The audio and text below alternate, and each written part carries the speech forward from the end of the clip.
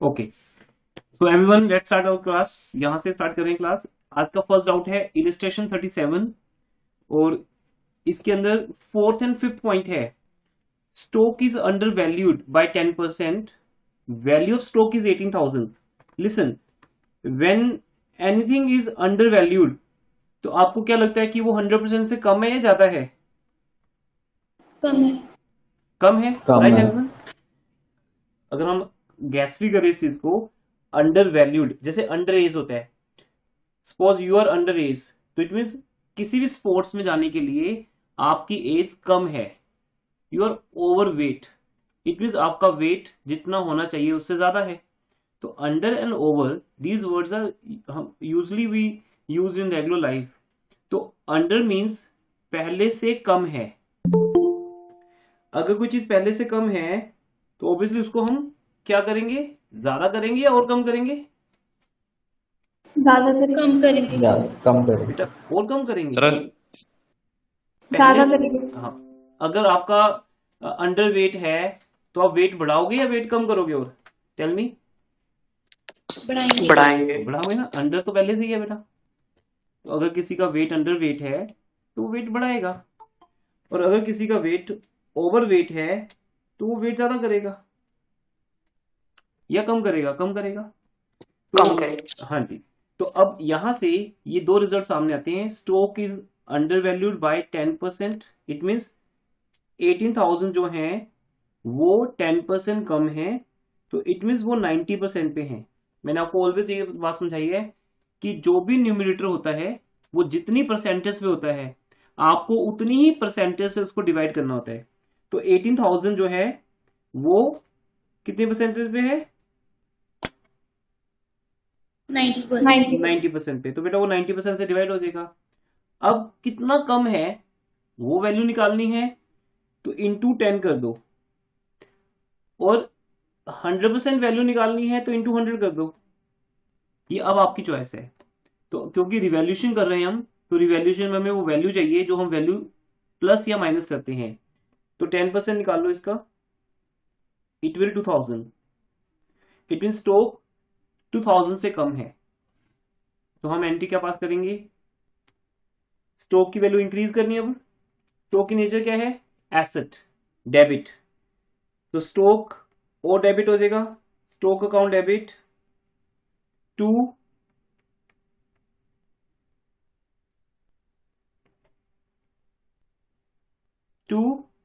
Revaluation count.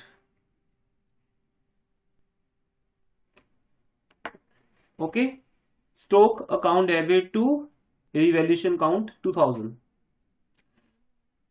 अब second point है, ये इलस्ट्रेशन 37 का पॉइंट नंबर 4 था। पॉइंट नंबर 5 बेटा, stock is over valued bye 10%। It mean अब जो आपके सामने अमाउंट आएगी 22,000, वो 10% ज्यादा है या कम है? ज्यादा। 10% ज्यादा है, तो इट मीन वो 110% पे है। तो उसको अब आप 10% वैल्यू निकालो इसकी। ऑलरेडी वो 10% ज्यादा है, तो इसकी 10% वैल्यू कितनी होगी? कितनी होगी? 2000। अब हमें 2000 कम करनी है क्योंकि ये ऑलरेडी ज्यादा है। Got it everyone? तो अगर हम स्टॉक की वैल्यू कम करेंगे तो लॉस होगा या गेन होगा? लॉस। लॉस होगा। लॉस। तो हम रिवैल्यूशन को डेबिट करेंगे, revaluation account debit to stock. Window open करना। ओके, ठीक है बेटा, कोई और डाउट? सर एक और डाउट था हाँ हाँ। कि जैसे 6.1 में लिखा है कि market value of computer is 25,000 and book value is 20,000। तो सर हम बुक वैल्यू पर फोकस नहीं करेंगे? बेटा रिवैल्यूशन कर रहे हैं ना हम, तो रिवैल्यूशन में हमारी अगर वैल्यू बढ़ रही है तो हम बढ़ाएंगे। रिवैल्यूशन में दोनों अलाउड है। नॉर्मली जब हम क्लोजिंग बैलेंस शीट बनाते हैं, ऐसा साइट पे जब जाते हैं तो हम वहां पे प्रूडेंस को फॉलो करते हैं, कॉन्सेप्ट ऑफ प्रूडेंस। तो वो ये कहता है कि फ्यूचर गेन्स को इग्नोर कर दो, बट रिवैल्यूएशन बना इस पर्पस के लिए है कि आप एसेट्स की वैल्यू को चाहे वो बढ़ रही है या कम हो रही है दोनों केस में दिखाओगे। तो हम यहाँ पे कंप्यूटर की वैल्यू इंक्रीज करेंगे। Okay sir. हाँ, क्योंकि बिकॉज रिवैल्यूएशन मार्केट वैल्यू पे तो है ना, और तो कोई वैल्यू है ही नहीं। जब हमें लगता है कि मार्केट में वैल्यू बढ़ रही है लैंड ब्रीडिंग की या किसी और चीज की तो हम इंक्रीज कर देते हैं, अगर वैल्यू कम हो रही है तो हम डिक्रीज कर देते हैं। तो मार्केट वैल्यू से ही कंपैरिजन होता है ऑलवेज रिवैल्यूएशन के टाइम। Okay sir. नेक्स्ट। तो हाँ जी। इलस्ट्रेशन में जो 9th and 10th पॉइंट है ना वो उसमें था। सिंपल है बेटा, ये तो आपका प्लस वन का एडजस्टमेंट है। इंश्योरेंस प्रीपेड, आपने जितना इंश्योरेंस पे किया है इस साल जो ऑलरेडी पीएल में डेबिट भी हो चुका है, but now that 5000 to be carry forward to next year. It means वो 5000 इस ईयर का एक्सपेंस नहीं है, वो 5000 रुपीज कैरी फॉरवर्ड होने हैं नेक्स्ट ईयर। तो नेक्स्ट ईयर जाने बेटा वो, तो 5000 रुपीज को एक प्रीपेड इंश्योरेंस के नेम से आपको एसेट दिखाना है। अब एक नई एसेट के आने से गेन होगा या लॉस होगा ये बता दो बस। अब गेन बस, तो रिवैल्यूएशन क्रेडिट हो जाएगा टू रिवैल्यूएशन और prepaid insurance becomes your asset. तो जब हम लॉन्ग क्वेश्चन करोगे ना उनमें यही पॉइंट्स आने हैं। तो फिर क्योंकि जो हमने 5000 है उससे पहले हमने प्रॉफिट एंड लॉस को डेबिट कर दिया तो उसको क्रेडिट वाली एंट्री नहीं बनाएंगे। वो वही बात हो जाएगी बेटा, क्योंकि जब हम illustration 37 is going on Chirag, all important points are there। ये illustration आप सबको करनी चाहिए बेटा, मस्ट है। और मैंने होमवर्क में भी आपको मैंने यही कहा था कि पहले आप illustrations करना उसके बाद ही आगे चलना। तो अब ये जो पॉइंट है 9th नंबर, जो इंश्योरेंस प्रीमियम आप पीएल को डेबिट कर देते हो उसको पीएल में डेबिट करने से क्या होता है बताओ? पीएल का डेबिट साइड ज्यादा हो जाता है। Yes, sir. और डेबिट साइड ज्यादा होने से बिजनेस का नेट प्रॉफिट कम आता है और हमारे पार्टनर्स को 5000 का नेट प्रॉफिट कम मिला हुआ है। ये तो अब पास्ट हो गया ना, जब पीएल बना था तब की बात है। अब उसी दिन एडमिशन हो रही है क्योंकि 31 मार्च को ही एडमिशन होती है मोस्टली। तो उसी डे पे जब पीएल अकाउंट बन चुका, बैलेंस शीट बन गई, एक न्यू फॉर्म में हम एंटर कर रहे हैं, तो हम ये देख रहे हैं कि 5000 रुपीज का प्रॉफिट ओल्ड पार्टनर्स को कम मिला है। तो आज अगर हम प्रॉफिट एंड लॉस अकाउंट को क्रेडिट कर देंगे, मेरी बात आपको समझ आ रही है? अगर हम 5000 रुपीज से प्रॉफिट एंड लॉस को क्रेडिट कर देंगे तो वही प्रॉफिट एंड लॉस का बैलेंस जो आएगा वो हम कल को किसे देंगे? वो किसे मिलेगा? ओल्ड पार्टनर्स को। Yes, sir. तो revaluation is nothing but only the PL count. PL count और रिवैल्यूएशन काउंट में कोई चेंज नहीं है, मींस कोई डिफरेंस नहीं है। आप पहले फाइनल काउंट्स वाला पीएल बना चुके हो, अब जो भी रॉन्ग था, जो भी एरर्स थी, जो भी चीजें ओमिशन थी, जो एसेट्स की वैल्यू कम ज्यादा करनी है, उसके लिए हम फिर से एक पीएल काउंट बना रहे हैं, बट अब उस पीएल का नेम रिवैल्यूएशन है। इसलिए आप पीएल को क्रेडिट करो या रिवैल्यूएशन को क्रेडिट करो, एक ही बात है। Got it? मेन पर्पस क्या है? दो बेटा, एक इंश्योरेंस प्रीपेड होना चाहिए हमारी एसेट, तो प्रीपेड इंश्योरेंस एसेट साइड आ जाएगा। दूसरा, हमारे पार्टनर्स को 5000 रुपीज का गेन या प्रॉफिट मिलना चाहिए, वो उनको मिल जाएगा। और जो पीएल अकाउंट बनने के बाद खत्म हो चुका उसकी तो बात करनी जरूरत नहीं ना, अब उसका जो नया नाम है रिवैल्यूएशन, उसके थ्रू हम एंट्री पास करेंगे। तो एंट्री होगी and it's most important entry कि जो insurance premium profit and loss account में ऑलरेडी जा चुका उसे हम फिर से रिवैल्यूएशन के थ्रू क्रेडिट कर रहे हैं। Got it? क्लियर हो गया? Yes, sir. हाँ, आपको बस एक ही एंट्री बनानी है ये।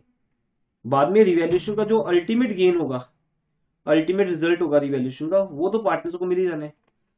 और ये एंट्रीज भी, ये तो इन्होंने पॉइंट्स है ना 1 2 3 4, बेसिकली रिवैल्यूएशन काउंट एक बार डेबिट होगा और एक बार क्रेडिट होगा नॉर्मल क्वेश्चन में। ये तो बस प्रैक्टिस के लिए क्वेश्चन बनाया गया है, इसलिए बार बार रिवैल्यूएशन का नेम आ रहा है। ऐसे नहीं करना आपको। रिवैल्यूएशन की सिर्फ दो ही एंट्रीज बनती हैं, रिवैल्यूएशन डेबिट 2 2 2 2 जिसमें ऑलवेज आपको लॉस होता है, और समथिंग डेबिट जिसमें आपको गेन होता है, टू रिवैल्यूएशन काउंट। चलिए आगे बेटा। जिसका नेक्स्ट वाला पॉइंट 10th वाला जो है, हाँ जी 10th point, illustration 37 is going on, उसका 10th पॉइंट।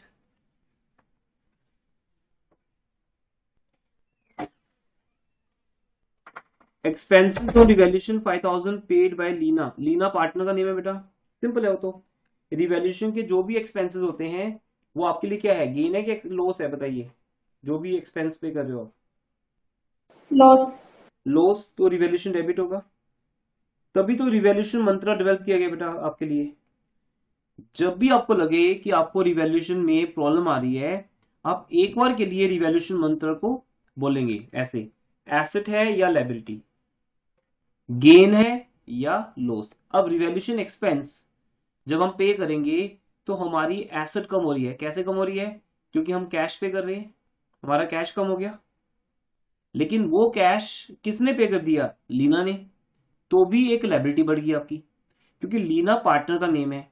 तो अगर बिजनेस का कोई भी एक्सपेंस पार्टनर पे करता है तो उसे हम एडिशनल कैपिटल कहते हैं। Do you know this thing? +1 में हम करते थे, any business expense paid by any of the partner या owner of the business is equal to his capital. तो हम एंट्री पास करते थे, जैसे बिजनेस का रेंट ओनर ने पे कर दिया तो हम क्या एंट्री बनाते थे? Rent account debit to capital.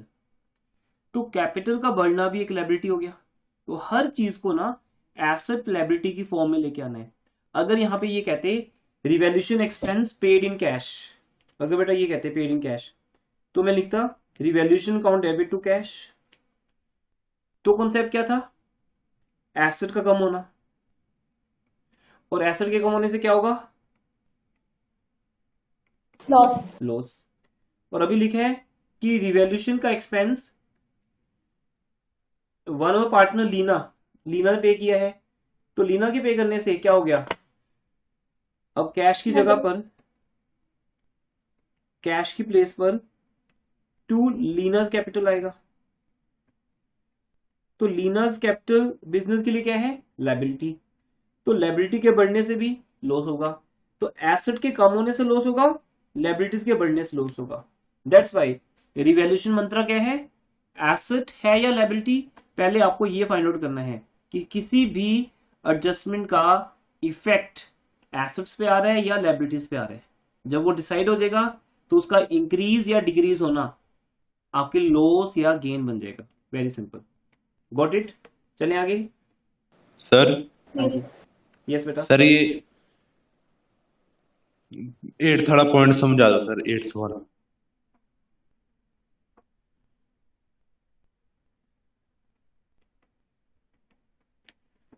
हाँ जी 8th पॉइंट देखो everyone, 1/3 of the machinery,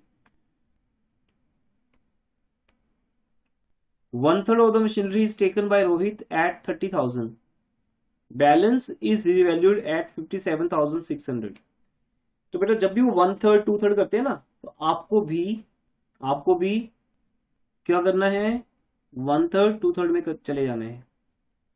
1/3 value है, सॉरी 72,000 की मशीन की बुक वैल्यू है, तो 72 का 1/3 24 और बैलेंस 2/3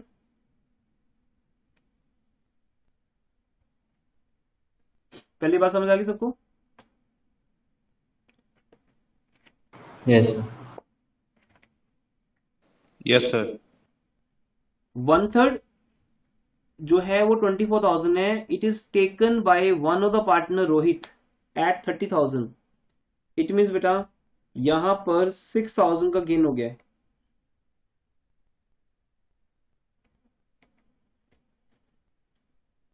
यहां पर 6,000 का गेन हो गया, तो हम एंट्री पास करेंगे, रिवैल्यूएशन को क्रेडिट करेंगे, और वो मशीनरी कौन लेके जा रहे हैं? रोहित लेके जा रहा है, और उस पर गेन भी हो रहा है। तो अब यहाँ पे 3 अकाउंट सामने आ रहे हैं इस एंट्री में, रोहित, मशीनरी एंड रिवैल्यूएशन। तो पहले बताओ रिवैल्यूएशन में गेन है, तो रिवैल्यूएशन तो क्रेडिट होगा अपने गेन के साथ, सिर्फ गेन के साथ, बिकॉज रिवैल्यूएशन का लिंक सिर्फ किसके साथ है? गेन या लॉस के साथ है। मशीनरी बिजनेस के पास रहे या उसका ओनर ले जाए, वो ड्राइंग्स हो गया, उससे कोई लॉस गेन नहीं होता। मशीनरी कम हो रही है लेकिन रोहित की कैपिटल भी तो कम होगी उसमें से, क्योंकि रोहित लेके जा रहा है उसको। तो हम जब मशीन को कैंसिल करेंगे, बिजनेस की जो मशीनरी काउंट है उसमें से 1/3 पार्ट कम हो जाएगा। कितने का 1/3 पार्ट? 24,000। 24,000 का। तो बेटा हमारी मशीनरी की वैल्यू 24,000 से कम हो जाएगी, और लेकिन रोहित से हमने लेने 30,000। रोहित की कैपिटल भी कम हो जाएगी, बिकॉज जब भी कोई पार्टनर बिजनेस की कोई एसेट लेके जाता है तो वो पैसा हम उसकी कैपिटल में से माइनस कर देते हैं, क्योंकि वो अपनी कैपिटल के अगेंस्ट लेके जा रहे हैं। You can say drawings also. तो हम रोहित की कैपिटल को डेबिट कर देते हैं। मीन ये पैसे हमने रोहित से लेने हैं, रोहित कैपिटल डेबिट।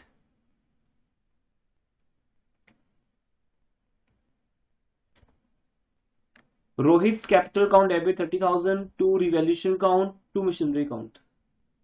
ये आपके लिए एक एंट्री होगी। इसमें कोई डाउट किसी को? No sir. अब जो बाकी की मशीन रहेगी बेटा 48,000 की, उससे आपने वैल्यू किया, ये जस्ट एक रिवैल्यूएशन है मार्केट वैल्यू के हिसाब से, उसे रिवैल्यू किया 57,600 में। तो डिफरेंस क्या है इनका?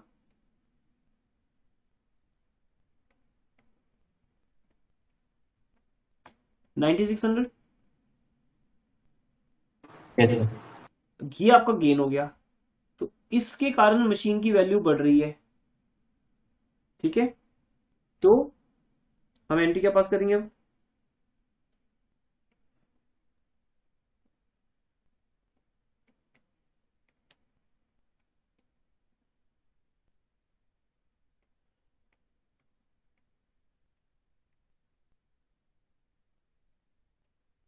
Machinery account debit to revaluation.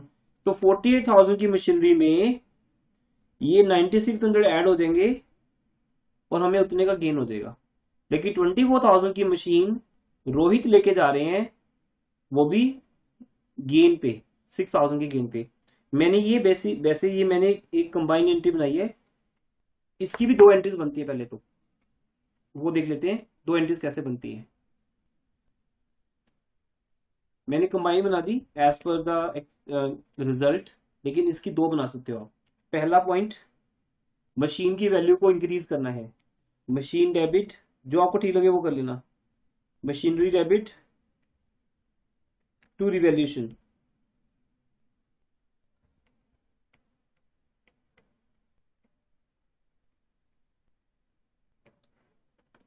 Machinery account debit to revaluation, 6,000 का गेन हो गया। उसके बाद फिर सेकेंड एंट्री क्या बनेगी? जब वो 24,000 की मशीन 30,000 की होगी, मतलब आपको मशीन को 2 एंगल्स में देखना है बेटा। अगर आप इसके 2 पार्ट्स नहीं करते हो फिर आप सही डिसीजन नहीं ले पाओगे। आपको जैसा कहा जाए वैसा ही करना है।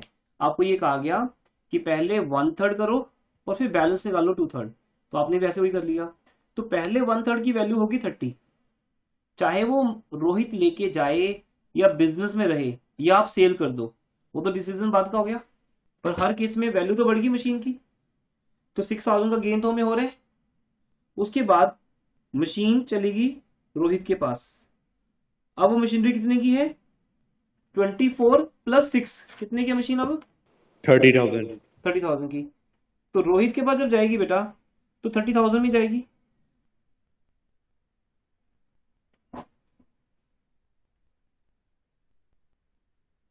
अब आप ये 2 एंट्रीज भी बना सकते हो, और इन 2 एंट्रीज का रिजल्ट आपके पास है ये सिंगल एंट्री। जैसा आपको ठीक लगे वैसे ही करो, बट ये नॉर्मली फॉलो होता है बुक्स में पैटर्न कि जब वो रिवैल्यूएशन करते हैं पहले उस एसेट की वैल्यू को कम या ज्यादा करते हैं। 6,000 वैल्यू ज्यादा हो रही है तो मशीन टू रिवैल्यूएशन, और अगर 6,000 से वैल्यू कम हो रही है तो रिवैल्यूएशन डेबिट टू मशीन। जब ये हो जाता है तो फिर वो मशीन जितने की रह जाती है उतने की रोहित को मिल जाती है। फिर रोहित एक कैपिटल है तो इसलिए रोहित कैपिटल डेबिट, वो पार्टनर है, पार्टनर से कभी भी कैश नहीं आता, वो बिजनेस की एसेट को ले जा सकता है बिना पैसा दिए, बस ये है कि उसकी कैपिटल कम हो जाएगी, उसकी कैपिटल हम कम कर देंगे, बस ये है। और दूसरा तो हुई सिर्फ रिवैल्यूएशन रहा है, रेस्ट जो मशीन रहेगी उसकी हमने रिवैल्यूएशन कर दी, 9600 से वैल्यू बढ़ गई उसकी। Now in doubt anyone? हाँ जी बेटा, कोई और डाउट किसी का? No, सर हाँ जी। सर जो ये सर ये एड्स का जो इन्होंने दिया है सोल्यूशन ए पार्ट जिसमें इन्होंने machinery account debit to revaluation account, sir उसके अंदर इन्होंने अमाउंट है जो डेबिट क्रेडिट में 15,600 लिखी है। बेटा वही है ना, ये एंटिक, ये 6000 प्लस ये 9600, वो तो मैंने दो बनाई, इन्होंने एक बनाई है। ओके सर, सर समझ आ गया सर। हाँ, तो वो आपकी चॉइस है। जब आप मेच्योरिटी लेवल पे चले जाओगे तो आपको पता होगा कि टोटल गेन हमें कितने का हुआ है, 15,600 का हुआ है। मैंने उसे दो पार्ट्स में दिखाया आपको समझाने के लिए। Got it? ठीक है सर, यस सर। तो 6000 वो गेन जो रोहित से हुआ, और 9600 का गेन मार्केट वैल्यू के हिसाब से अलग से कर लिया, टोटल गेन हुआ 15,600 का। तो आप पहले सिर्फ रिवैल्यूएशन एंट्री पास कर सकते हो, ये देखो 6 + 9600 इज इक्वल टू 15,600। जब रिवैल्यूएशन एंट्री पास हो जाएगी फिर रोहित वाली एंट्री पास कर लो। तो ये आपके ऊपर है, एंट्रीज को ये आप 2 बनाओ, 1 बनाओ, 3 बनाओ, ये सब चलेगा, कॉम्बिनेशन से। Next doubt anyone? सर जो पेज नंबर 5.34 है ना, उसमें इम्पोर्टेंट नोट में जो थर्ड पॉइंट है वो समझ में नहीं आया। ये बहुत सिंपल है बेटा, जब हम रिवैल्यूएशन करेंगे तो आपको अपने आप समझ आ जाएगा। मैं आपको समझाता हूँ अपने एग्जांपल से।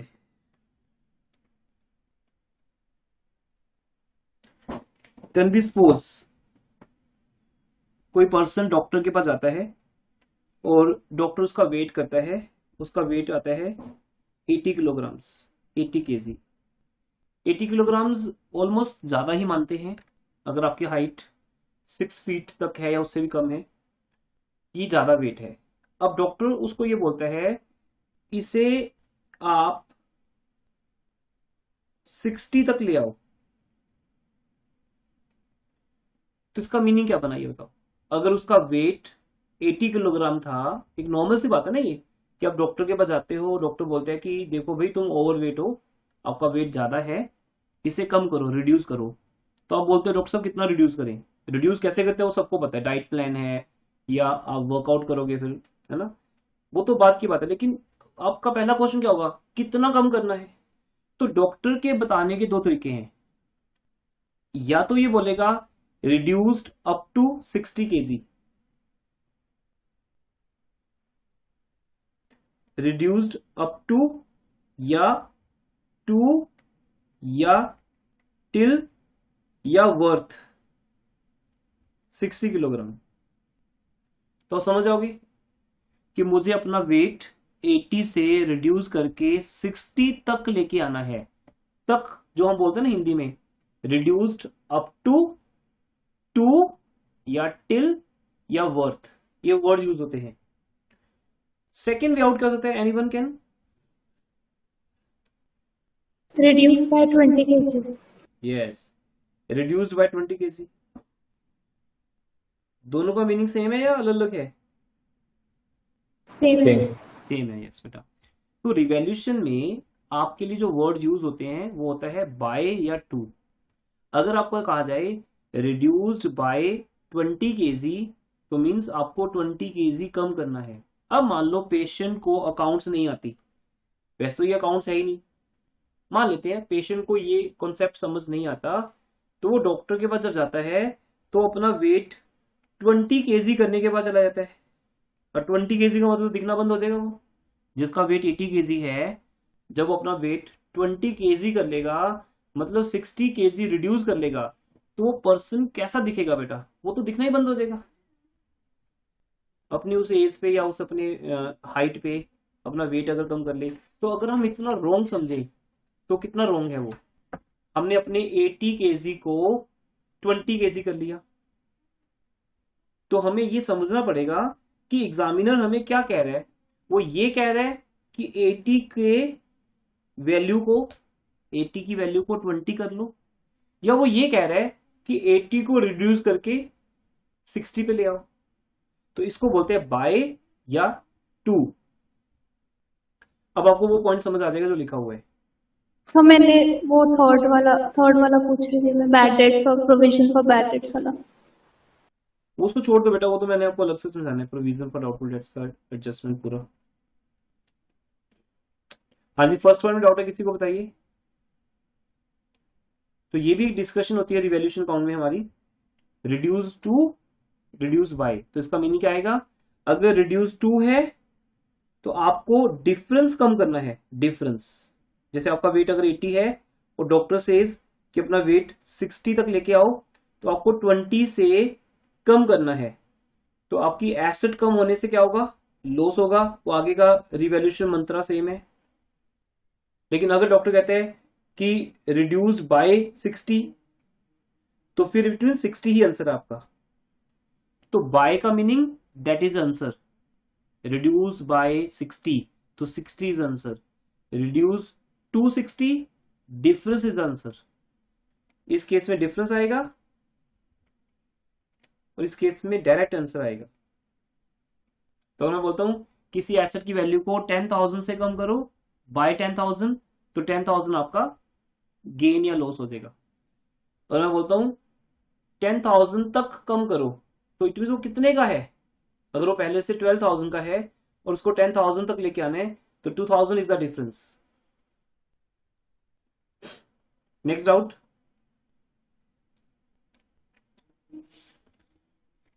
बैड डेट से रिलेटेड कोई भी पॉइंट आएगा उसको पेंडिंग छोड़ दीजिए।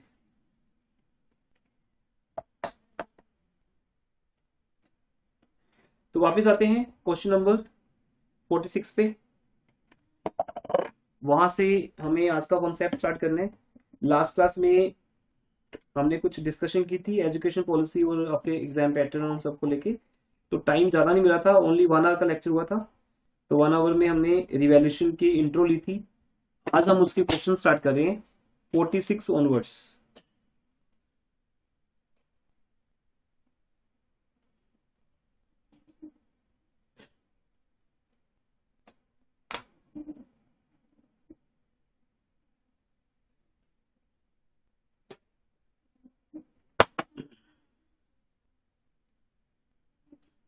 ये बेटा फर्स्ट क्वेश्चन है आपके पास, स्क्रीन शो हो रही है सबको। Yes sir. Yes sir.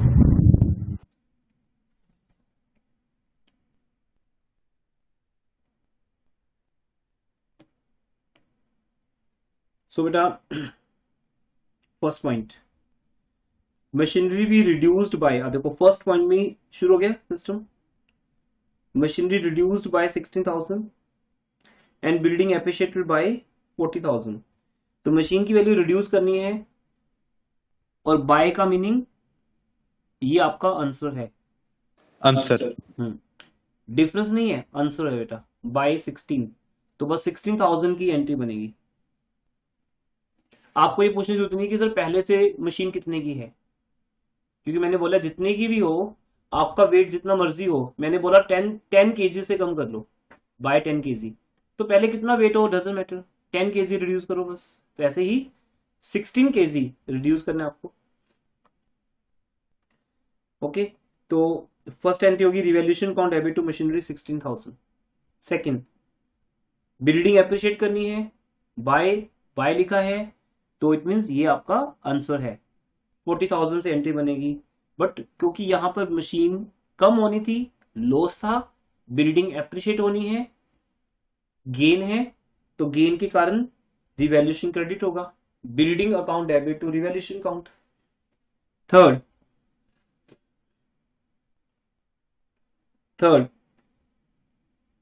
Provision for doubtful debts to be maintained 5% of debtors. आज डेटर्स कितने के बेटा, 80,000 के।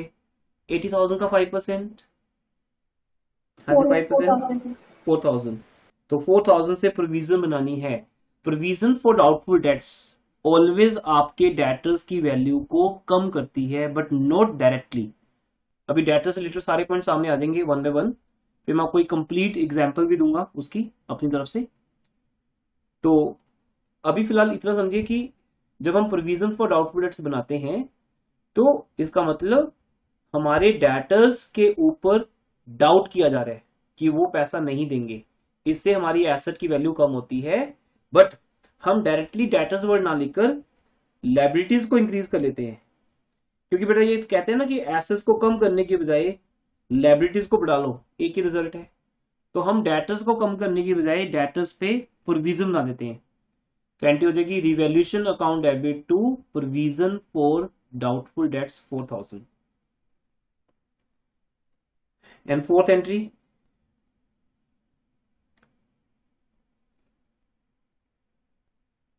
Provision for warranty and warranty claims भी increase by 12,000। Provision for warranties क्या होती है किसी को डाउट, किसी को नॉलेज है इसके बारे में?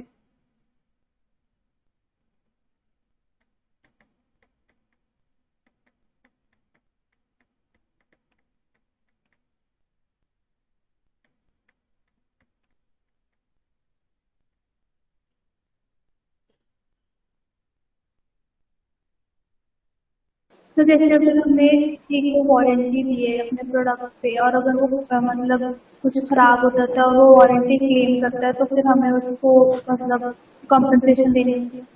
तो मीन्स रिवैल्यूएशन मंत्रा में जाओ बेटा, आपको क्या लगता है कि एसेट्स की बात हो रही है लायबिलिटीज की बात हो रही है? लायबिलिटी। लायबिलिटी। प्रोविजन हमेशा लायबिलिटी होती है, कोई भी प्रोविजन हो। प्रोविजन फॉर वारंटी, गारंटी या provision for any salary, bonus, कुछ भी प्रोविजन है, प्रोविजन का मीनिंग है ही एक लायबिलिटी इंक्रीज होना। तो बस लायबिलिटी इंक्रीज हो रही है, तो एंट्री कर दो revaluation account debit to provision for warranty या प्रोविजन फॉर क्लेम, एक ही बात है। लेकिन हम ऐसा नहीं करेंगे, हम रिवैल्यूएशन को एक बार डेबिट करेंगे to machinery, to provision for doubtful debts, to provision for claim, ये तीनों को एक ही एंट्री में कंबाइन एंट्री बनाएंगे। Got it everyone? और दूसरा पार्ट है रिवैल्यूएशन को क्रेडिट करना, वो अलग करेंगे। ये मीन्स आपकी एक ही एंट्री का पार्ट है 1 1 1, ठीक है, ये 2 बन जाएगी, ये सेकेंड एंट्री बनेगी। यहां तो बस ऐसे ही समझाने के लिए पॉइंट्स बनाए हुए ना। अब 2 पॉइंट्स बाद में ऐड हुए थे, पहले बुक में नहीं होते थे, तो उसका सोल्यूशन यहाँ नहीं है। Furniture book value 50 is to be reduced by 40% बेटा। तो 50,000 का 40% कितना होता है? 20,000। अब देखो टू बी रिड्यूस्ड बाय है या टू है? बाय। तो बाय का मतलब आंसर दिया। आंसर दिया बाय का मतलब आंसर, सिंपल। जैसे होता है ना बाय बाय, तो बाय बाय का मतलब I am going, that is the final decision. तो ये बाय का मतलब आंसर है, ये इसमें डाउट नहीं करना कभी। तो आप क्या करो, 50,000 का 40% निकाल लो, दैट इज 20,000, और 20,000 से फर्नीचर की वैल्यू को कम कर दो। तो फर्स्ट एंट्री का पार्ट है या सेकंड एंट्री का पार्ट है? ये मींस लॉस हो रहा है कि गेन हो रहा है? लॉस। तो हम लिख देंगे टू फर्नीचर, इसको भी यहीं पे ऐड कर देंगे, टू फर्नीचर 20,000। तो एंट्री बना दो revaluation account debit to furniture. और नेक्स्ट जो है कि रिड्यूस्ड टू 40%, टू का मतलब up to, difference, up to का मीनिंग डिफरेंस। तो यहां 2 स्टेप है बेटा। यहां पहले आप 50,000 का 40% निकालोगे, 50,000 का 40% निकालोगे, कितना आएगा? 20,000।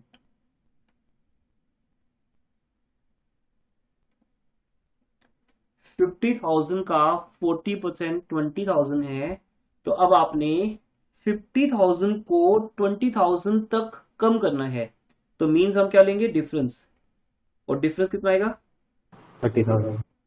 एंट्री 30,000 पे बनेगी। तो बेटा क्लियर हो गया सबको? अब एंट्री होगी revaluation account debit to furniture 30,000 note 20। अब नेक्स्ट एंट्री भी लॉस की बनेगी, बट यही समझाने के लिए यहां पॉइंट्स दिए गए हैं कि बाय का meaning that is a result answer, उसी पे एंट्री बनाओ, और अप टू का मीनिंग पहले वैल्यू निकाल लो फिर डिफरेंस लो, वो एंट्री पास करो आप। पर दोनों लॉस है हमारे, क्योंकि दोनों में हमारे फर्नीचर की वैल्यू कम हो रही है। एसेट की वैल्यू कम होने पे लॉस होगा। देन नेक्स्ट आते हैं 47 क्वेश्चन पे। एक्चुअली बुक में नंबर रिड्यूस किए गए हैं न्यू बुक्स में ना, पहले क्वेश्चन ज्यादा होते थे, गुडविल के क्वेश्चन ज्यादा होते थे एक्चुअली। अब गुडविल के क्वेश्चन ऑलमोस्ट 5 क्वेश्चन रिड्यूस कर दिए उन्होंने। एक और मेथड होता था वो आपके सिलेबस में अब नहीं है, तो सॉल्यूशन में और बुक में डिफरेंस आ गया आपका नंबरिंग का। तो अब आते हैं 47 क्वेश्चन पे। ये सब पॉइंट्स इंपॉर्टेंट है बेटा आपके लिए। Unrecorded investments worth ₹20,000। क्या सोचा था मैंने आपको कि अगर कोई चीज अनरिकॉर्डेड है तो रिकॉर्ड करोगे या उसको ऐसे छोड़ दोगे? रिकॉर्ड करेंगे। रिकॉर्ड करेंगे। और रिकॉर्ड करने के लिए 2 पॉइंट्स हैं। हम एसेट को रिकॉर्ड कर रहे हैं कि लायबिलिटी को? क्या है बेटा इन्वेस्टमेंट? सिंपल रिवैल्यूएशन मंत्रा फॉलो करोगे, एसेट इंक्रीज हो रही है रिकॉर्ड करने से तो गेन होगा। ठीक है जी, तो कर दिया entry pass. Investment account debit to revaluation account. Second entry unrecorded liability. Unrecorded liability को रिकॉर्ड करने से लायबिलिटीज बढ़ेंगी और लायबिलिटीज के बढ़ने से लॉस होगा। तो प्रीवियस लेक्चर कितना इंपॉर्टेंट था आपके लिए, देख लो परसों का लेक्चर, जिसमें हम रिवैल्यूएशन के सिंपल बेसिक को समझते हैं कि लॉस या गेन क्या है। तो रिवैल्यूएशन डेबिट होगा टू क्रेडिटर्स। एंड थर्ड, हाँ जी, is not likely to be claim लिखा है ना, तो इसका मीनिंग क्या लेते हो? ऐसी गैस करो कि क्रेडिटर्स बढ़ रहे हैं कम हो रहे हैं? बढ़ रहे हैं। तो कम हो रहे हैं। अगर ये लिखा है कि creditor is not likely to be claimed, तो क्या होगा बेटा? क्रेडिटर्स बढ़ेंगे या कम होंगे? तो कम होंगे। कम होंगे। रिटर्न बैक भी लिखा हुआ है बाद में, इट मीन्स हमारे क्रेडिटर्स कम होंगे। बढ़ तो सकते नहीं कभी भी, क्योंकि लिखा है कि not likely to be claimed, means वो लोग अपना पैसा क्लेम नहीं करेंगे। अगर मैं आपको बोलूं बेटा मैं आपसे फीस क्लेम नहीं करूंगा, तो आपको फायदा हुआ कि नुकसान हुआ, ये बताओ?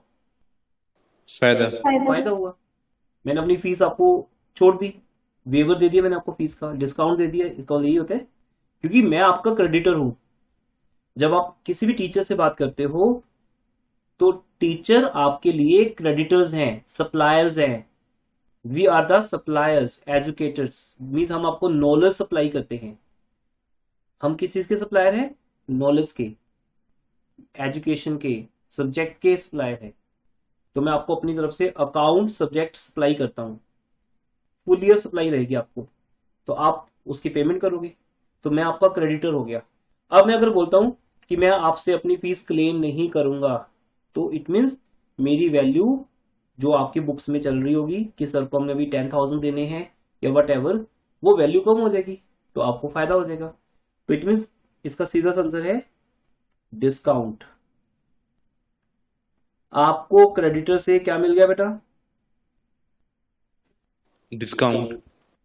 तो डिस्काउंट मिलने से तो फायदा होगा। हाँ, अगर ये होता debtors not likely to be claimed, अगर डेटर्स की बात होती कि डेटर्स का पैसा नहीं मिलेगा तो लॉस होता। अब आपको पता है क्रेडिटर्स की नेचर क्या है, जल्दी बताओ। क्रेडिटर्स की नेचर डेबिट है कि क्रेडिट है? क्रेडिट। अब उनको हमने कैंसिल करना है तो क्या कर देंगे? डेबिट। सिंपल। देखो 2 कंसेप्ट है बेटा, एक तो क्रेडिटर्स और एसेट्स की नेचर पता होती है हमें, दूसरा अगर वो नहीं पता तो लॉस है कि गेन है। अगर आपको ये भी समझ आ जाए ना कि हमें गेन हो रहा है, तो अगर आपको गेन हो रहा है तो आप रिवैल्यूएशन को क्रेडिट करोगे, और अगर रिवैल्यूएशन क्रेडिट होगा तो क्रेडिटर्स क्या होंगे, डेबिट। तो अगर आप ये वाली कॉन्सेप्ट को समझ आते हो, फिर आपसे कभी मिस्टेक होगी ही नहीं रिवैल्यूएशन में, बिकॉज रिवैल्यूएशन सबसे इंपॉर्टेंट टॉपिक माना जाता है इस चैप्टर का। रिवैल्यूएशन की 3 से 4 एंट्रीज मिलेंगे आपको 8 मार्क्स के क्वेश्चन में, और रिवैल्यूएशन में मिस्टेक करते हो तो फुल क्वेश्चन डिस्ट्रॉय हो जाएगा, आपका खत्म हो जाएगा question, because new ratio, gaining, sacrificing या गुडविल, रिजर्व्स, ये तो बहुत इजी होगा आपके लिए कभी भी एग्जाम में। रिवैल्यूएशन के पॉइंट्स अनलिमिटेड हैं, यहाँ पे एग्जामिनर के पास स्कोप है कि वो आपके लिए टफ कर सकता है कुछ भी। इसलिए आप देखोगे कि रिवैल्यूएशन की बात आज स्टार्ट हुई है क्वेश्चन वाइज, ये चलती रहेगी आपके साथ, अगले 2 चैप्टर्स हो रहे हैं अभी तो रिवैल्यूएशन को लेके, तो आप लोग बहुत सॉलिड हो जाओगे इतने क्वेश्चंस करके। बट एडमिशन में सीखे तो सीखे, रिटायरमेंट में या चेंज इन रेशियो में जाके कोई मीनिंग नहीं बनता वहां सीखने का, तो आपको जो भी हार्डवर्क करना है यहीं पे करोगे। आगे बढ़ते हैं बेटा। हाँ जी, नेक्स्ट पॉइंट क्या है, रीड करो नेक्स्ट क्वेश्चन।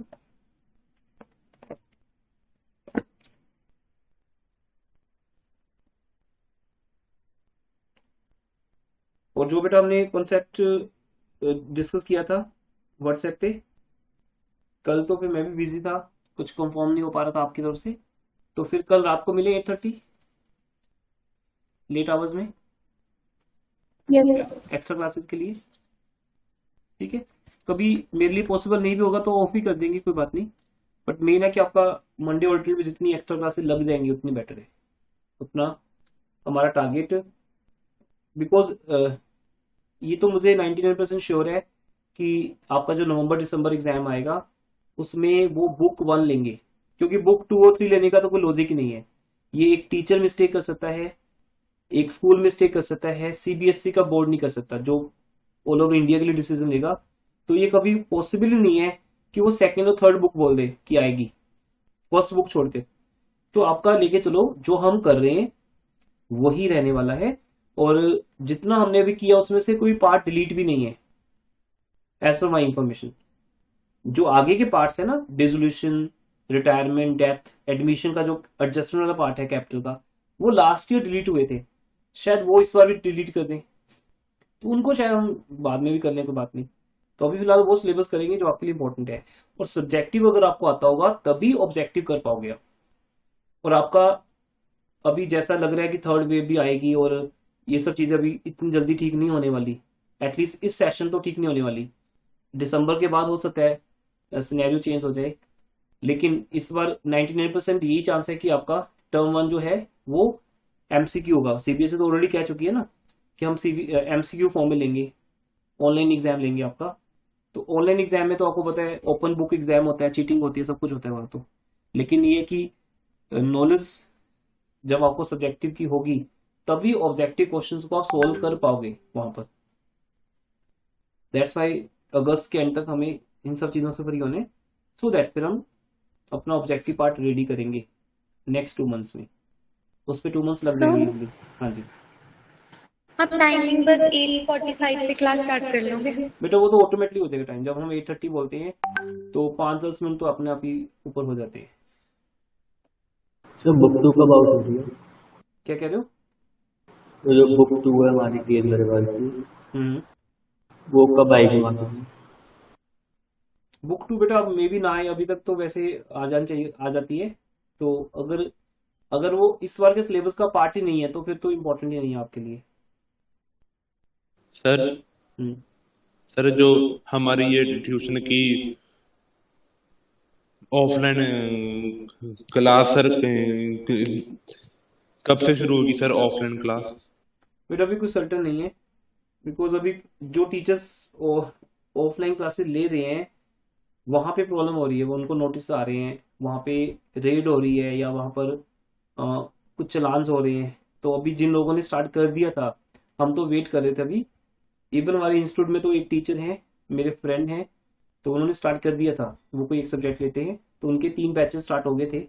तो आज उनका भी फोन आया था कि सर जो बाकी और टीचर्स हैं उनके कॉम्बिनेशन में ना, तो उनके कहते प्रॉब्लम आई है उनको वहाँ पे, तो मुझे लग नहीं रहा क्योंकि हम रिस्क ले रहे थे एक आपके लिए कि हो जाए तो बेटर ऑफलाइन। हम भी परेशान हो गए ऑनलाइन क्लासेस से, हम भी चाहते हैं कि हम आपको मिलें क्लास में ऑफलाइन हो, लेकिन अभी कुछ सर्टन नहीं है बेटा, गवर्नमेंट का कुछ नहीं पता क्या डिसीजन लेंगे। यूटी एडमिनिस्ट्रेशन, ये है कि सब कुछ ओपन हो गया लेकिन एजुकेशन को ओपन नहीं किया इन्होंने, ये थोड़ा रॉन्ग है। एटलीस्ट 50% कैपेसिटी पे तो अलाउ करना चाहिए at least yes coaching sir. Coaching centres को। स्कूल कॉलेजेस बंद है कोई बात नहीं, पर आपको पता है कोचिंग की जो मेन बेस है स्टूडेंट्स का, तो उसको तो अलाउ करना चाहिए था। इतना रश है मार्केट्स में, हर जगह पे, लेक पे, कितना न्यूज़पेपर में डेली आता है, वहां पर कुछ नहीं फर्क पड़ता है इनको। लेकिन अगर हम 10-15 स्टूडेंट्स को बुला लेते हैं तो इनको प्रॉब्लम हो जाती है उतनी यूटी गवर्नमेंट को। तो अब ऐसे ही है बेटा, इंडिया की गवर्नमेंट इतनी इंटेलिजेंट नहीं है। डिसीजंस मेकर जो है ना, उनकी पॉलिसीज चेंज होती रहती हैं, पता नहीं अब क्या डिसीजन लेंगे वो। कुछ सर्टन नहीं है अब, लेकिन ये है कि ऑनलाइन क्लास चलती रहेगी, आपकी कोई प्रॉब्लम नहीं है। और अगर ऑफलाइन भी होगी तो भी ऑनलाइन चलेगी, ऑनलाइन बंद नहीं होगी कभी भी आपकी। ऑफलाइन के टाइम पे ही ऑनलाइन क्लास रहेगी सेम टाइम पे। और जो 8:30 वाला टाइम है वो टाइम तो होगा ही ऑनलाइन, ऑफलाइन क्लास तो नहीं हो पाएगी 8:30 पे। तो 8:30 पे जो क्लास होगी वो होगी ऑफलाइन, सॉरी ऑनलाइन। तो हम ज़्यादा से ज़्यादा ऑफलाइन जो मिल सकते हैं वो ट्यूसडे और अल्टरनेट पे, जो ये क्लास आपकी 3:15 वाली, उसी पे मिल सकते हैं। ये भी फिर एक चैलेंज होगा हमारे लिए, एक क्लास घर से लेना, एक क्लास इंस्टीट्यूट से लेना, तो 2 सिस्टम हमें एट ए वन टाइम इंस्टॉल करने पड़ेंगे। देखते क्या होता है।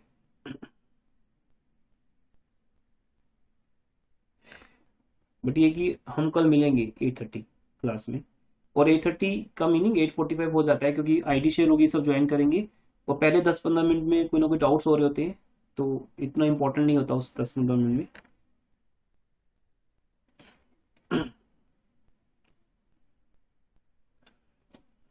हाँ जी बेटा, हम अब वापस आते हैं 48 क्वेश्चन में। X Y are partners, ratio 3:2, they admitted Z as a partner and fixed new ratio 3:1। Old ratio given है, न्यू रेशो गिवन है। एडमिशन के time debtors and provision for doubtful dates already balance sheet में थे, 50,000 के debtors हैं।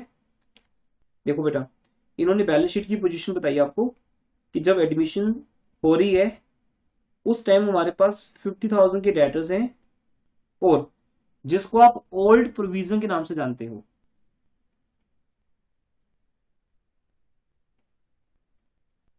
Old provision वो है 5,000। 50,000 के डेटर्स हैं और हमारी जो ओल्ड प्रोविजन है वो 5,000 है। अब कहते हैं ओल्ड डेटर्स आर गुड, इसका मीनिंग क्या समझते हो आप? अगर सभी कोई भी डेटर्स, बैड डेट नहीं, ओल्ड डेटर्स गुड का मीनिंग है कोई भी बैड डेट्स होने के चांसेस नहीं है। अगर बैड डेट्स होने के चांस नहीं है तो क्या इस प्रोविजन की नीड है हमें जो हमारे पास है 5,000? No sir. तो बस इसको राइट ऑफ कर दो। तो ओल्ड डेटर्स आर गुड का सेकंड मीनिंग है old provision not required to be return back, return down, return off, कोई भी वर्ड लिख सकते हैं आपके लिए। ओल्ड डेटर्स आर गुड का मीनिंग भी यही है, इस प्रोविजन को हटा दिया जाए, हटा दो, रिमूव कर दो। प्रोविजन का नेचर क्या होता है? Yes but everyone, credit. Credit. तो प्रोविजन को डेबिट कर दो। Provision for bad debts account debit 5,000 to revaluation, और वन एंड ओनली एंट्री होगी बस, ये बस एक ही एंट्री है। रिवैल्यूएशन में क्या है? गेन है, और वो गेन किसको मिलेगा? अब रिवैल्यूएशन को डेबिट कर दो, डेबिट करके वो गेन एक्स और वाई को दे दो in their old ratio 3:2। Okay हो जाएगा। सर इसमें 50,000 का कोई रोल नहीं होगा फिर? नहीं बेटा, उसका रोल ही नहीं, डेटर्स का कुछ करना ही नहीं हमें।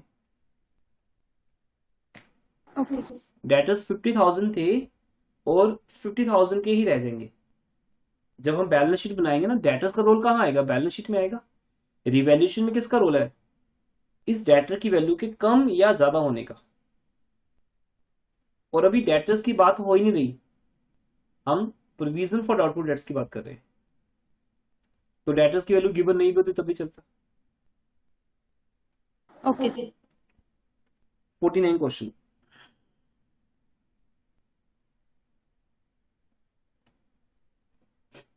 ठीक है जी।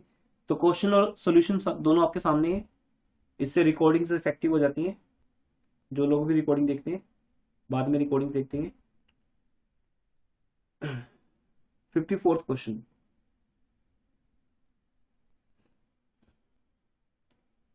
क्वेश्चन नंबर 49 है आपके बुक्स में।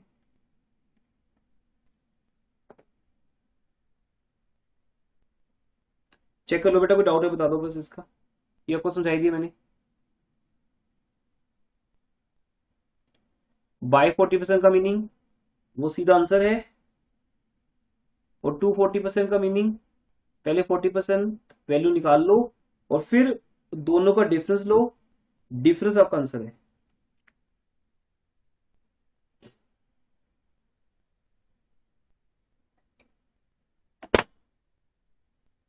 नेक्स्ट,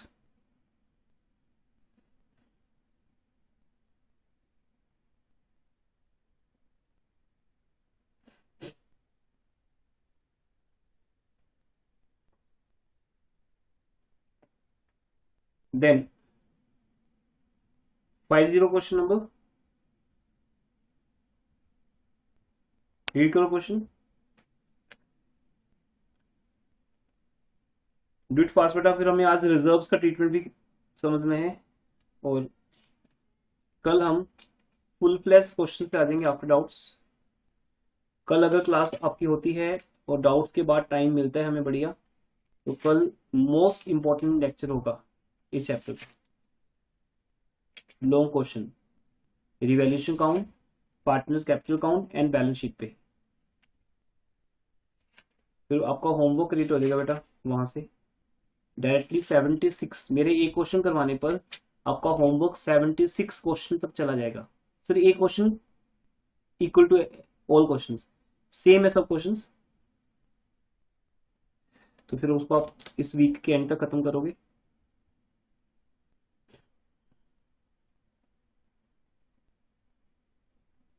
क्वेश्चन रीड करो एवरीवन।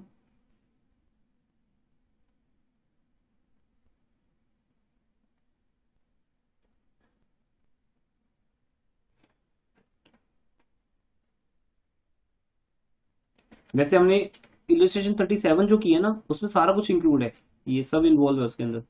80,000 की इन्वेस्टमेंट है, हाफ इन्वेस्टमेंट एक्स और वाई लेके जा रहे हैं बुक वैल्यू पे। तो पहले ये बताओ कोई गेन या लॉस हुआ है हमें यहाँ पे?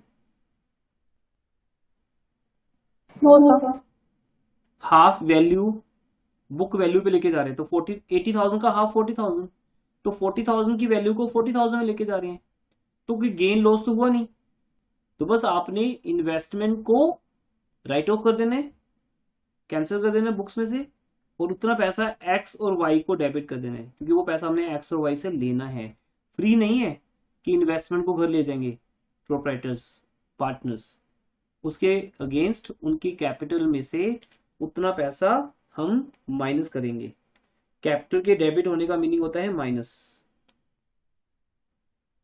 तो सिंपल माइनस प्लस की गेम है। To investment X capital account debit, Y capital account debit, being half of investment taken over by x and y in the ratio 3:2. Okay, got it everyone? And second, rest half जो रहेगी उसको value क्या 50,000 पे, वहां gain हो रहा है, वहां गेन हो रहा है एवरीवन। 40,000 रहेगी हाफ वैल्यू, और उसको हमने कितने में वैल्यू किया? 50,000। तो वहां बेटा हमें 10,000 का गेन हो गया। तो वो एंट्री हो जाएगी investment account debit to revaluation account. और जब भी आपको गेन होगा या लॉस होगा, उस गेन और लॉस को पार्टर्स में डिवाइड करके आना है, नहीं तो इसका 1 मार्क कम हो जाएगा आपका। ये एंट्री ऑब्वियसली वहां रहेगी, अंडरस्टूड है, ये करके आनी है। चाहे रिवैल्यूएशन की एक ही एंट्री मिली, हमें एक ही मिली है ना अभी, उस एक एंट्री से डिसाइड हो गया कि यहाँ पे गेन हुआ है 10,000 का, तो फिर वो गेन किसको मिलेगा? ऑब्वियसली किसको मिलेगा? Old partners. ओल्ड पार्टनर्स को मिलेगा, तो उनको दे दो बस। Revaluation account debit to X to Y.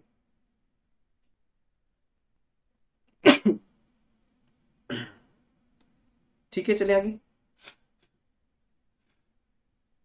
Question number 51, Ashok and Bhaskar. Ashok and Bhaskar ratio 3:2, Chaman आ रहे हैं न्यू पार्टनर, सभी डेटर्स और प्रोविजन गिवन है। हाँ, यहां पे हम बैड डेट्स की फुल ट्रीटमेंट समझ सकते हैं बेटा। Everyone mark this question as important, ये अलग से एग्जाम में आ जाता है। और आपके जो ऑब्जेक्टिव क्वेश्चंस आते हैं ना, उनमें ये बहुत इंपॉर्टेंट क्वेश्चन माना जाता है। यही क्वेश्चन 1 मार्क में आएगा। देखो एमसीक्यूज में क्या होता है, यही प्रॉब्लम होती है, जो क्वेश्चन आपके लिए 3 मार्क्स का ना सब्जेक्टिव, वो वहां पे 1 मार्क का बन जाता है। तो इस फुल क्वेश्चन को समझने के बाद आपको फाइनल आंसर निकालना है और 4 में से एक ऑप्शन को टिक करना है। तो आपको उसके लिए मिलेगा 1 मिनट या 2 मिनट्स मिलेंगे मैक्सिमम एक क्वेश्चन के लिए। At the time of admission of Z, Z के एडमिशन पे डेटर्स और प्रोविजन गिवन है। ये तो एक बैलेंस शीट की बात है बेटा, इसका हमें कुछ नहीं करना कि एडमिशन के टाइम हमारे पास इतने डेटर्स है, इतनी प्रोविजन है। आगे क्या लिखा है, 6,000 of the debtors prove bad, 6,000 bad हो गए। हाँ जी, अब बताओ एंट्री क्या बनेगी? डेटर्स के बैड होने से एसेट कम हो रही है या बढ़ रही है? कम हो रही है। कम हो रही है। ये सिर्फ डाउट है कि बैड हो चुके? What do you think, doubt है या बैड हो चुके? हो गए बैड। हो गए सर बैड हो गए। अब हम डेटर्स को क्रेडिट कर सकते हैं। अब हम एक नॉर्मल रूटीन में जो एंट्री बनाते हैं वो बनाएंगे, bad debts account debit to debtors. Chapter कोई भी हो, क्लास कोई भी हो बेटा, आपकी +1 हो, ग्रेजुएशन हो, मास्टरी हो, कोई भी क्लास हो, बैड डेट्स की एंट्री यही रहेगी जो आपको +1 में सिखाई थी, bad debts account debit to sundry debtors account, या ओनली डेटर्स लिख सकते हो। फिर याद आपको +1 में क्या सिखाया था कि जो भी बैड डेट्स का लॉस होता है वो loss profit and loss account में नहीं जाता सीधा, पहले वो अपनी ओल्ड प्रोविजन के साथ एडजस्ट होता है, उसके बाद जो रेस्ट लॉस है फिर वो जाएगा पीएल में। लेकिन ये चीज आपने ध्यान नहीं दी होगी +1 में, क्योंकि आपके लिए वो फर्स्ट टाइम होता है और आप उसी में रह जाते हो। To bad debts, add further bad debts, add new provision, minus old provision. याद है सबको? किया था ना ये सीक्वेंस +1 में? To bad debts, add new bad debts, further add new provision, minus old provision. ये जो हम ओल्ड प्रोविजन माइनस करते थे ना, उसका मीनिंग था कि अपना पहले जो भी लॉस आपको हुआ है वो ओल्ड प्रोविजन के साथ एडजस्ट होगा, क्योंकि ओल्ड प्रोविजन का मीनिंग है कि उतना लॉस हम एडवांस में ऑलरेडी शो कर चुके हैं पीएल काउंट के अंदर पिछले साल के। तो उतना लॉस तो लास्ट ईयर का है, वो तो लास्ट ईयर शो हो चुका। जैसे फॉर एग्जांपल मेरी +2 की फीस 30,000 है, आप +1 में 5,000 रुपीज एक्स्ट्रा दे चुके हो, तो अब आप कितनी पे करोगे? टेल मी, अब आपका इस साल का एक्सपेंस कितना है? 25,000। तो क्या ओल्ड फीस को भूल जाओगे आप? नहीं ना। तो आप हमेशा बोलोगे ना कि सर आपकी +2 की फीस अगर 30 है तो 5,000 तो हम ऑलरेडी दे चुके हैं आपको पिछले साल ज्यादा। That's called provision for doubtful dates, जो हमेशा लास्ट ईयर के डेटर्स पे बनती है, बट वो फ्यूचर में होने वाले लॉस के लिए बनती है, जो लॉस अब हुआ है। समझो मेरी बात को? ये +1 का ट्रीटमेंट है बेटा। जब आप ग्रेजुएशन में जाओगे तो आपको यही जो क्वेश्चन है ना ऊपर दिख रहा है, ये 20 मार्क्स में आएगा या 15 मार्क्स में आएगा। तो बीकॉम फर्स्ट ईयर में हम ये क्वेश्चन 15 मार्क्स में करवाते हैं। फाइनल अकाउंट्स फिर आएगा बीकॉम में आपको +1 का, तो वहां ये क्वेश्चन 15 मार्क्स में आते हैं, तो वहां जाके बात पूरी समझ आती है आपको। मैं वो ट्राई कर रहा हूँ समझाने की अभी आपको, जो नेक्स्ट ईयर आपको आएगी। और अभी तो आपके लिए यूजफुल है ही है कि जब भी आपके बैड डेट्स होते हैं या आपकी न्यू प्रोविजन बनती है, वो टोटल लॉस होता है जो इस साल आपने रिकॉर्ड करना है, लेकिन उसका एक पार्ट हम लास्ट ईयर शो कर चुके हैं ड्यू टू कौन सा कॉन्सेप्ट, प्रूडेंस। प्रूडेंस ये कहता है कि आपको लगता है अगर बैड डेट्स होने वाले हैं तो प्रोविजन बना सकते हो, आप अपना लॉस दिखा सकते हो, लेकिन वो बैड डेट्स तो आने वाले साल भी होंगे ना। 31 मार्च को मैंने जिससे पैसा लेना है वो आएगा या नहीं आएगा, ये तो आने वाला साल डिसाइड करेगा ना। तो इसलिए मैंने क्या किया, आने वाले साल में जो लॉस होना था उसकी पहले से प्रोविजन बना ली, जो है 8,000 रुपीज की। अब जो भी आने वाला साल मीन्स ये करंट ईयर, जब लास्ट ईयर हमने प्रोविजन बनाई थी 8,000 की, तब आने वाला साल कौन सा था, ये करंट ईयर। तो करंट ईयर में कितने बैड डेट्स हुए, कितने हुए सर, 6,000। तो ये 6,000 हमारी इस प्रोविजन का पार्ट है जिसमें ऑलरेडी 8,000 पड़े हैं। इट मीन्स अगर आपके मेरे पास ऑलरेडी 8,000 आए हुए हैं +1 में एक्स्ट्रा, और मेरी +2 की फीस 6,000 है, फिर तो आपको लॉस हुआ ही नहीं, फिर तो उल्टा 2,000 आपको वापस करना पड़ेगा मुझे। ये पॉइंट बेटा अभी तक। तो आपके जो भी बैड डेट्स होंगे, पहली एंट्री बैड डेट्स की पास करो, दूसरी उस बैड डेट्स के लॉस को, हाँ जी समझे, उस बैड डेट्स के लॉस को प्रोविजन फॉर डाउटफुल डेट्स वाले प्रोविजन में ले जाओ, provision for bad and doubtful debts में ले जाओ 6,000 को लेके।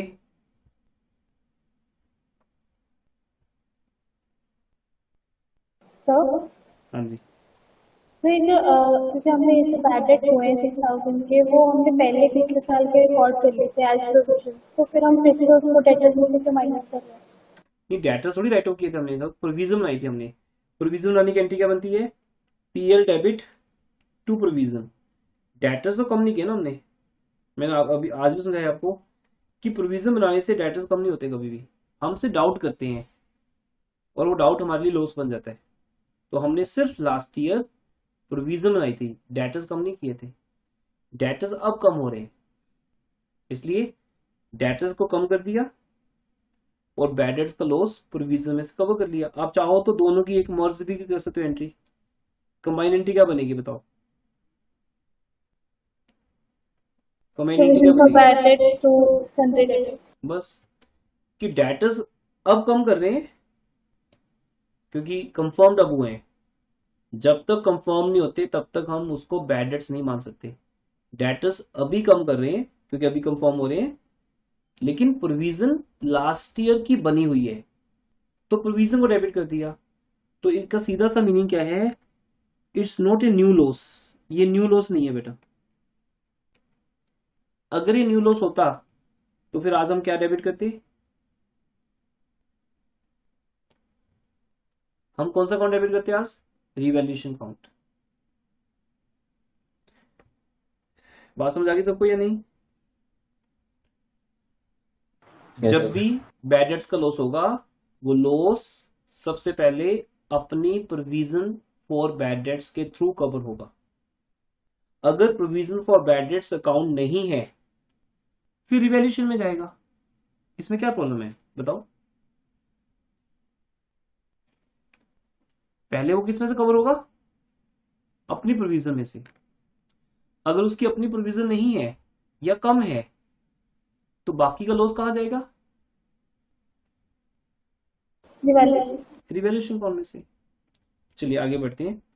अब इन्होंने में बोला कि बैड डेट्स का लॉस तो हो गया 6,000 का, और वो हमने बैड डेट्स की प्रोविजन से कवर भी कर लिया, वो रिवैल्यूएशन में नहीं किया। अब आगे क्या कह रहे हैं, अब हमें एक और प्रोविजन बनानी है बेटा, we have to make new provision also 5% on remaining debtors. हाँ जी, डेटर्स कितने थे,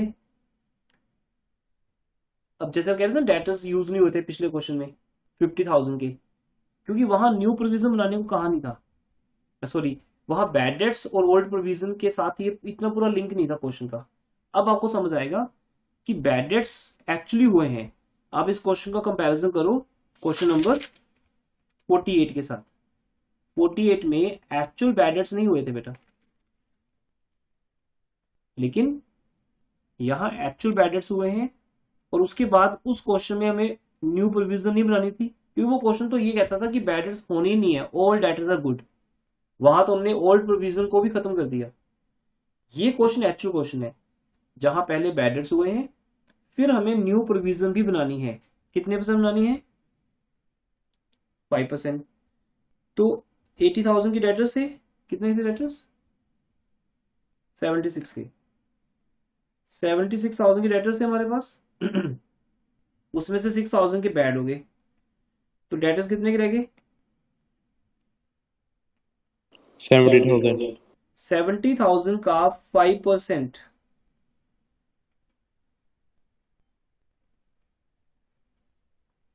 70,000 का 5%, 3,500 का प्रोविजन बनेगा। बनेगा प्रोविजन ना?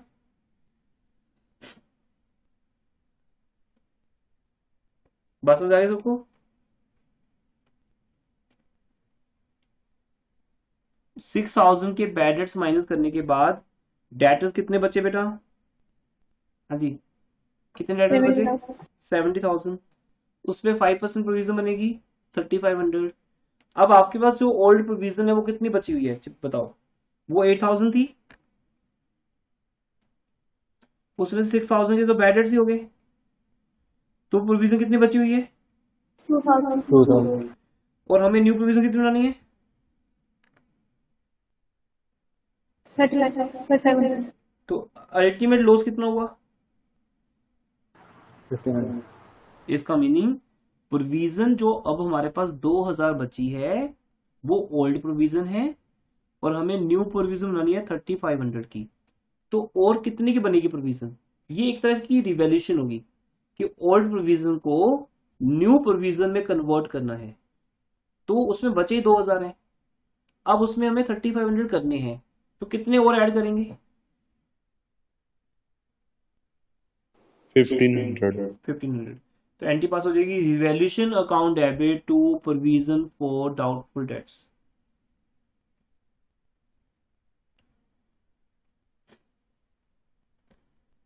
Revaluation account debit to provision for bad debts 1,500। इस तरह से हम 1,500 रुपए की बेटा एक न्यू प्रोविजन बना लेंगे। ये हमारा एक्चुअल लॉस होगा जो रिवैल्यूएशन अकाउंट में जाएगा। अब मैं इसको और क्लियर करने के लिए आपको +1 की तरफ लेके चलता हूं। +1 में हम इसी चीज को कैसे करते थे, ये देखो ध्यान से। +1 में हम प्रॉफिट एंड लॉस अकाउंट बनाते थे, याद आ गया सबको बेटा? वहां लिखते थे 2 बैड डेट्स। क्वेश्चन में कितने बैड डेट्स हैं? नील। पहले तो बैड डेट्स दिए नहीं कोई पहले के, तो एड फर्दर बैड डेट्स। कितने further bad debts?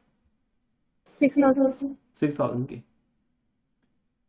Add new provision. अब न्यू प्रोविजन बनाने के लिए हम क्या करते थे? हम बैलेंस शीट में जाते थे। किस साइड पे बैलेंस शीट की? हाँ, बैलेंस शीट की ऐसा साइड पे जाते थे हम। मैं सिर्फ ऐसा साइड का आपको सीन दिखा रहा हूँ। वहां पर लिखते थे डेटर्स, और बैलेंस शीट तो हमने आज भी बनानी है इस चैप्टर में। हम आज भी लिखेंगे डेटर्स 76,000, और उसमें से बैड डेट्स माइनस कर देंगे। कितने बैड डेट्स माइनस करेंगे? 6,000 के। तो रेस्ट डेटर्स रहेंगे 70,000 के। 70,000 पे प्रोविजन लेंगे, less provision for bad debts. Provision for bad debts से doubtful debts at the rate 5%।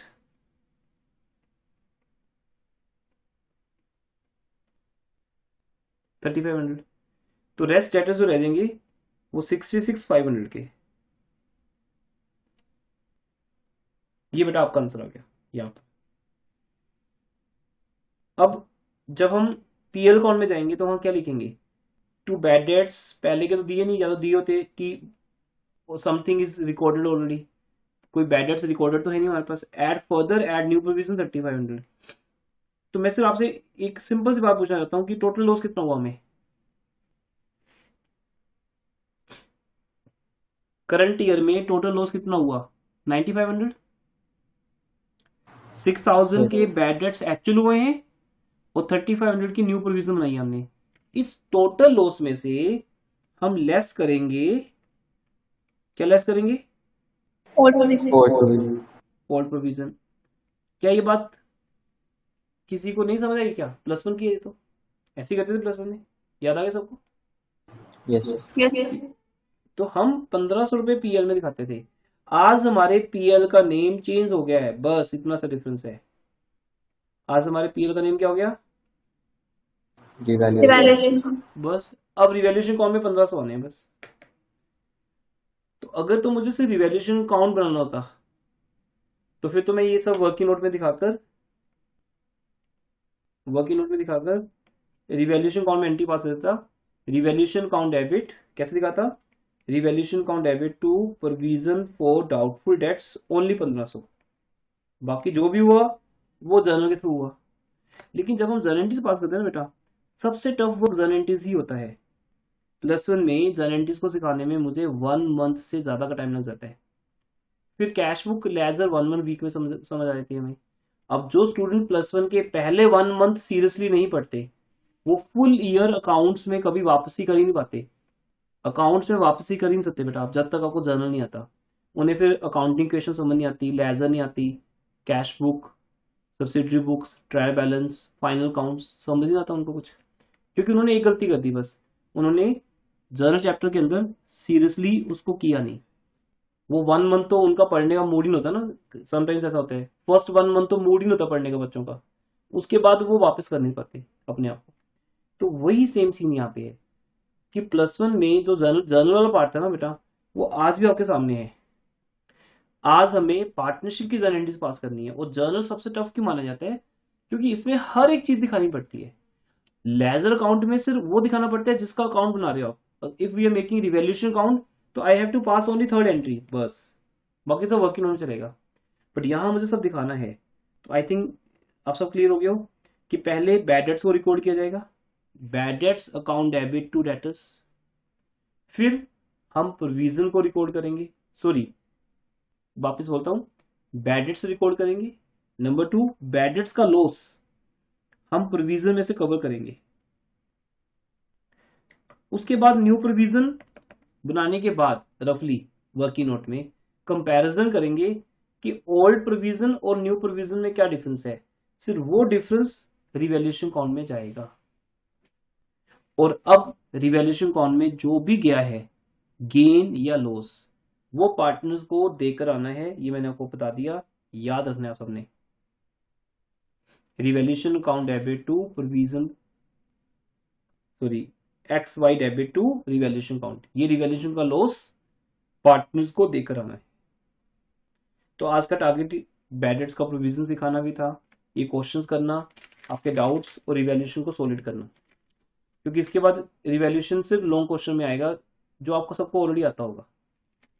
तो आज भी अभी स्टिल अगर आपने नहीं किया रिवैल्यूएशन, यू हैव टाइम, आज आप अनसॉल्व क्वेश्चन करिए 46 टू 52 और इलस्ट्रेशन करिए बेटा सारी।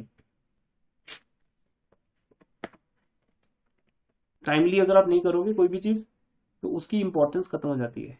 अब आप जर्नल एंट्रीज को, सॉरी इलस्ट्रेशन को अभी करोगे तो बेनिफिट है, बाद में करते रहो कोई फायदा नहीं उसका। अब इसमें कुछ एक चीजें चेंज कर सकते हैं हम यहां पर। अब आपको दिमाग लगाना है, I make some question for you. Bad debts का लॉस है 9000, अब बताइए क्या चेंज आएगा इसमें, इस क्वेश्चन में क्या चेंज आएगा? अगर लिखा था bad debts 9000, rest question same है। सर जो वो लॉस है सर, हम वो ओल्ड पार्टनर्स को शेयर कर देंगे। कितना लॉस? 9 जो आपने सर अमाउंट बोली है वो सर शेयर कर देंगे। और जो हमारा ये वाला क्वेश्चन है उसके अंदर हमको लॉस है 1500, फिर वो सर हम सर पार्टनर्स को डेबिट कर देंगे। और सर जो हमारा नहीं बेटा नहीं, रोंग है, आप रोंग डायरेक्शन में जा रहे हो।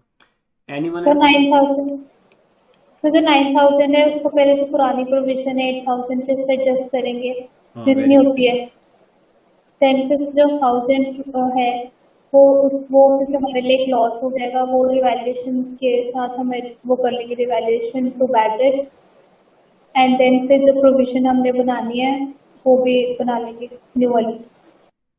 हाँ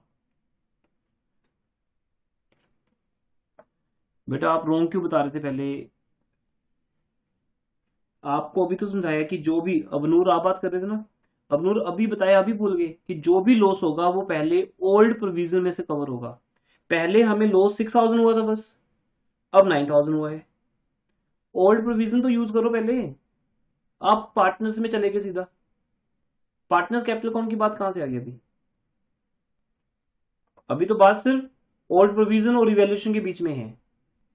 जो रिवैल्यूएशन का रिजल्ट होगा वो पार्टनर्स में जाना है, डायरेक्टली पार्टनर्स में कुछ नहीं जाना। तन्वी ने जो बताया वो ठीक है कि 9000 के बैड डेट्स रिकॉर्ड करेंगे हम, bad debts account debit to debtors 9000, और उसके बाद ये जो 9000 के बैड डेट्स है ना, ये जो 9000 के बैड डेट्स हैं ये हम रिकॉर्ड करेंगे, सॉरी राइट ऑफ करेंगे।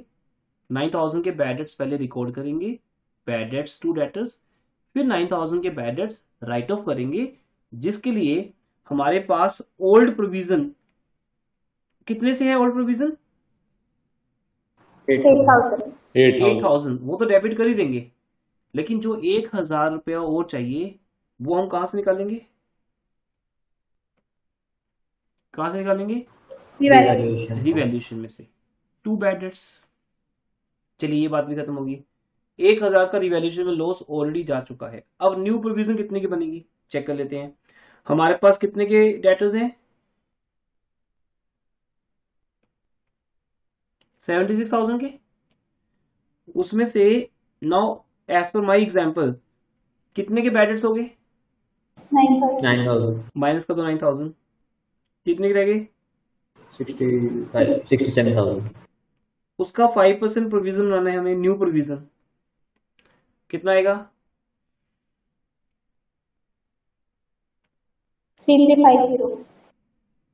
3350। अब क्या इस न्यू प्रोविजन को कवर करने के लिए ओल्ड प्रोविजन बची है हमारे पास? No sir. तो बस अब एंटी पास हो जाएगी 3350 पे, क्योंकि हमारे पास कोई प्रोविजन बची ही नहीं है। एंटी पास हो जाएगी revaluation account debit to provision for doubtful debts. ये जो न्यू प्रोविजन बन रही है वो अपनी फुल वैल्यू पे ही डेबिट हो जाएगी रिवैल्यूएशन अकाउंट को। मींस आपका रिवैल्यूएशन अकाउंट में दो लॉस है बेटा। बेटा एक इंपॉर्टेंट कॉल है, मैं होल्ड करूं क्लास को 1 मिनट के लिए।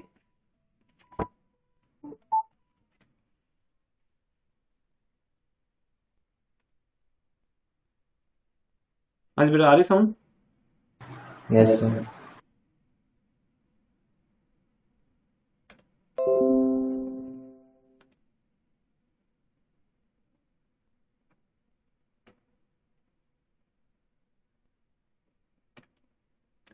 हाँ जी, तो अभी जो एंट्री बन गई 3350 पे, अब हमें डबल लॉस हो गया ना 1000 रुपीज का और 3350 का, तो टोटल रिवैल्यूएशन कितने से डेबिट हुआ? 4350 से। उसके अकॉर्डिंगली हमारी जो नेक्स्ट एंट्री है वो बनेगी 4350। ये लॉस ओल्ड पार्टनर्स को मिलेगा। तो अब रूल आपने पहली एंट्री में ओल्ड पार्टनर्स को डेबिट कर दिया। Old partners as a result debit या क्रेडिट होंगे। जो रिवैल्यूएशन का रिजल्ट है वो जाएगा ओल्ड पार्टनर्स में। सबसे पहले आपको सिर्फ इतना समझना है कि जो भी बैड डेट्स का लॉस होगा वो ओल्ड प्रोविजन से कवर होगा। उसके बाद न्यू प्रोविजन के लिए ओल्ड प्रोविजन अवेलेबल है या नहीं है वो कंपैरिजन होगा। अल्टीमेट रिवैल्यूएशन डेबिट होगा। फाइनली जो रिवैल्यूएशन डेबिट होगा वो पार्टनर्स को मिलेगा। That's a point. Okay sir ये पार्टनर्स में 4350 कैसे आया? बेटा अभी तो है ना डबल लॉस हो गया। एक तो 1000 रुपीज का लॉस हुआ हमें और एक 3350 का हुआ। दो बार रिवैल्यूएशन डेबिट नहीं हुआ ऊपर। Okay sir. रिवैल्यूएशन अकाउंट दो बार डेबिट हुआ है। एक बैड डेट्स का लॉस 1000 रुपीज से ज्यादा हुआ है ओल्ड प्रोविजन से, वो रिवैल्यूएशन को गया है, और न्यू प्रोविजन सारी की सारी गई है रिवैल्यूएशन में। टोटल रिवैल्यूएशन डेबिट हुआ 4350 से।